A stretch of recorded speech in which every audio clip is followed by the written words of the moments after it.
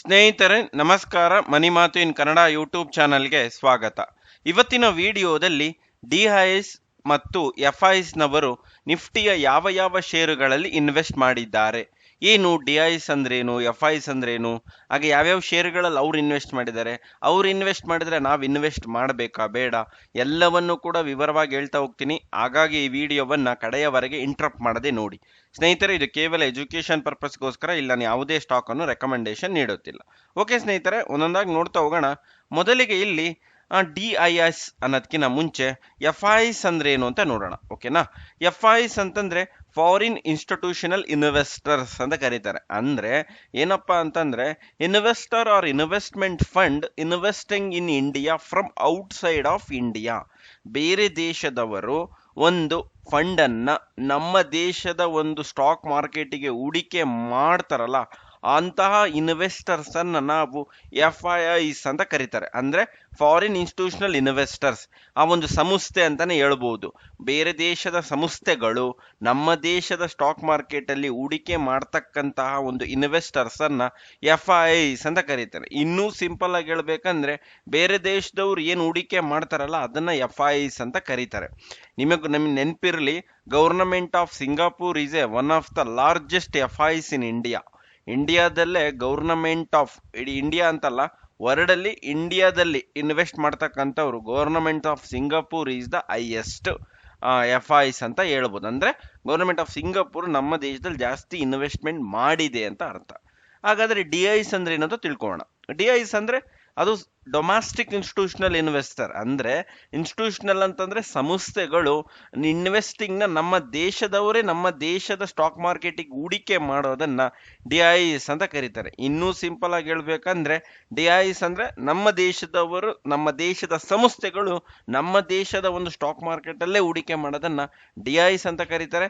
FIIs ಅಂದ್ರೆ foreign ಅವರು, F ಅಂತಂದ್ರೆ ಫಾರಿನ್, ಡಿ ಅಂದ್ರೆ ಡೊಮ್ಯಾಸ್ಟಿಕ್. ಇಷ್ಟು ನೆನ್ಪಿಟ್ಕೊಳ್ಳಿ. ಇನ್ನೊಂದು ನೆನ್ಪಿರ್ಲಿ, LIC is the India's largest DIS.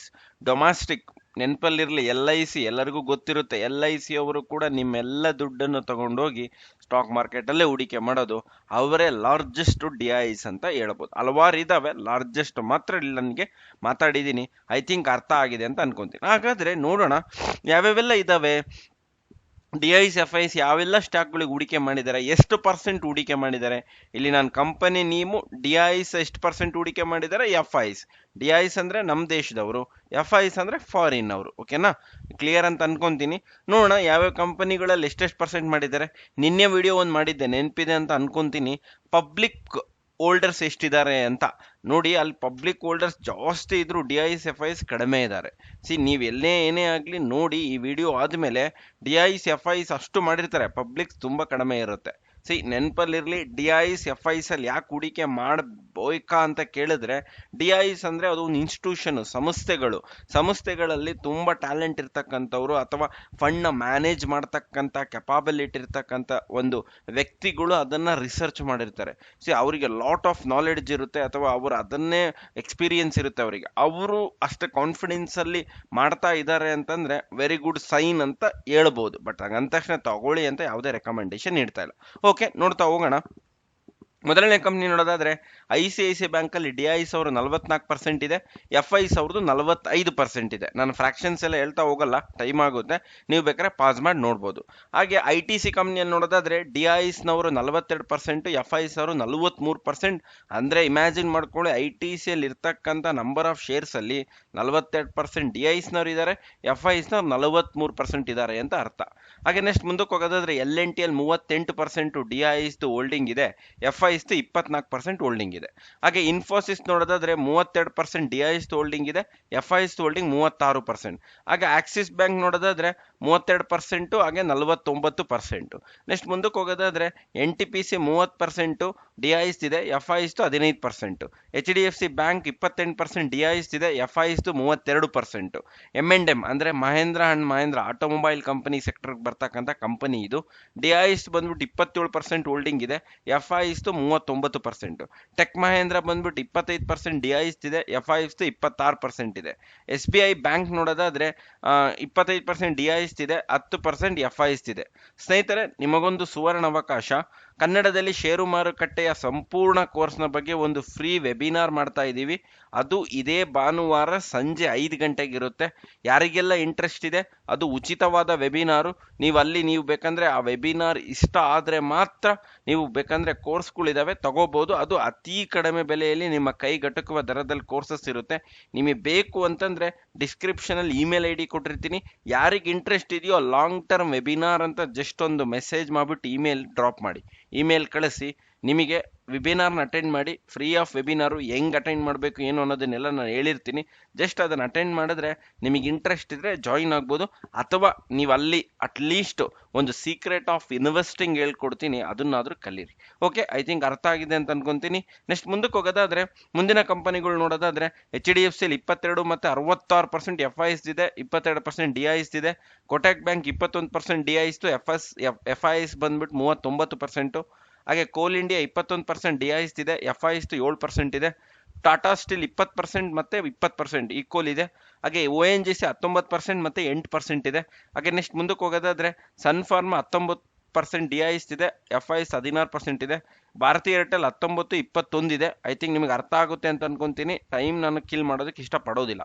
ಹಾಗೆ ಮಾರುತಿ ಸುಜುಕಿ 18% DIs ಇದೆ, FIs 21% ಇದೆ. ಹಾಗೆ ಅಲ್ಟ್ರಾಟೆಕ್ ಸಿಮೆಂಟ್ 17% DIs ಇದೆ, FIs 14% ಇದೆ. ಗ್ರಾಸಿಮ್ ಇಂಡಸ್ಟ್ರೀಸ್ 16% DIs ಇದೆ, FIs 12% ಇದೆ. ನೆಕ್ಸ್ಟ್ ಮುಂದಕ್ಕೆ ಹೋಗೋದಾದ್ರೆ HCL ಟೆಕ್ 15% DIs ಇದೆ, FIs 18% ಇದೆ. ರಿಲಯನ್ಸ್ ಇಂಡಸ್ಟ್ರೀಸ್ 15% DIs ಇದೆ, FIs 23% ಇದೆ. ಟಾಟಾ ಮೋಟರ್ಸ್ 15% DIs ಇದೆ, FIs 13% ಇದೆ. ನೆಕ್ಸ್ಟ್ SBI ಲೈಫ್ ಇನ್ಶೂರೆನ್ಸ್ ನೋಡೋದಾದ್ರೆ 15% DIs ಇದೆ, FIs 25% ಇದೆ. ಬ್ರಿಟಾನಿಯಾ ಇಂಡಸ್ಟ್ರಿ 15% DIs, FIs 18% ಇದೆ.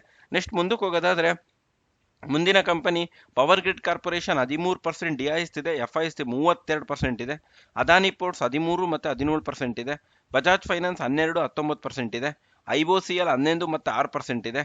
ಹಾಗೆ ನೆಕ್ಸ್ಟ್ ಮುಂದಕ್ಕೆ ಹೋಗೋದಾದ್ರೆ HUL ಹಿಂದೂಸ್ತಾನ್ ಯೂನಿಲಿವರ್ 11 ಮತ್ತು 14% ಇದೆ. ಓಕೆ, ಇದು ನಿಮಗೆ ಇಷ್ಟ ಆಗಿದೆ ಅಂತ ಅನ್ಕೊಂತೀನಿ. ಈಗ ಸರ್ ಈ ಕಂಪನಿಗಳಲ್ಲಿ ಯಾಕೆ ಹೂಡಿಕೆ ಮಾಡಬೇಕು, ಹೆಂಗ್ ಮಾಡಬೇಕು, ಏನು ಎತ್ತ ಅಂತ ನೋಡೋದಾದ್ರೆ ನಾನು ನಿಮಗೆ ಇಲ್ಲೊಂದು ಸಜೆಷನ್ ಕೊಡ್ತಾ ಇದ್ದೀನಿ. DIs FIs ಅಂತಂದ್ರೆ ಅವ್ರಿಗೆ ಅಷ್ಟು ಕಾನ್ಫಿಡೆನ್ಸ್ ಇದೆ ಅಂದ್ರೆ ಅವ್ರು ಅಷ್ಟು ರಿಸರ್ಚ್ ಮಾಡಿರ್ತಾರೆ ಅಂತ ಅರ್ಥ. ಓಕೆ, ಹಂಗಂದ ತಕ್ಷಣ ಹೂಡಿಕೆ ಮಾಡಿ ಅಂತ ನಾನು ಯಾವುದೇ ಇನ್ಫಾರ್ಮೇಶನ್ ಕೊಡ್ತಾ ಇಲ್ಲ. ನೀವು ಹಲವಾರು ಪ್ಯಾರಾಮೀಟರ್ಗಳನ್ನು ನೋಡಬೇಕಾಗುತ್ತೆ.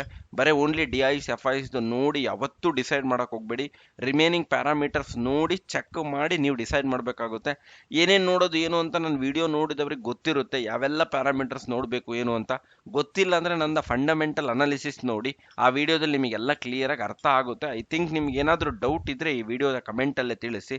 ಹಾಗೆ ಈ ಡಿಸೈಡ್ ಮಾಡಬೇಕಾಗುತ್ತೆ, ನೀವೇ ಓನಾಗಿ ಡಿಸೈಡ್ ಮಾಡಬೇಕಾಗುತ್ತೆ. ಬೇರೆಯವ್ರ ಮೇಲೆ ಯಾವತ್ತೂ ಡಿಪೆಂಡ್ ಆಗಕ್ಕೆ ಹೋಗಬೇಡಿ. ಹಾಗೆ ಅದಲ್ಲದೆ ಎವ್ರಿ 3 to 6 months ಒನ್ಸ್ ನೀವು ಅದನ್ನು ಅನಾಲಿಸಿಸ್ ಮಾಡಬೇಕಾಗುತ್ತೆ. ಇಷ್ಟೆಲ್ಲ ಇನ್ಫಾರ್ಮೇಷನ್ ಸಿಕ್ಕಿದೆ ಅಂತ ಅನ್ಕೊಂತೀನಿ. ಇದನ್ನು ಒಳ್ಳೆ ಚೆನ್ನಾಗಿ ಯುಟಿಲೈಸ್ ಮಾಡ್ಕೊತಾ ಇದ್ದೀರಾ. ಇದೆಲ್ಲನೂ ಕೂಡ ಇಷ್ಟ ಆಗಿದೆ, ಒಂದು ಲೈಕ್ ಮಾಡಿ, ಶೇರ್ ಮಾಡಿ, ಸಬ್ಸ್ಕ್ರೈಬ್ ಮಾಡಿ. ಹಾಗೆ ಬೆಲ್ ಐಕನ್ ಕ್ಲಿಕ್ ಮಾಡಿ ನೋಟಿಫಿಕೇಶನ್ ಎನೇಬಲ್ ಮಾಡ್ಕೊಳ್ಳಿ. ನಮಸ್ಕಾರ, ಮುಂದಿನ ವಿಡಿಯೋದಲ್ಲಿ ಮತ್ತೆ ಸಿಗೋಣ. Thank you.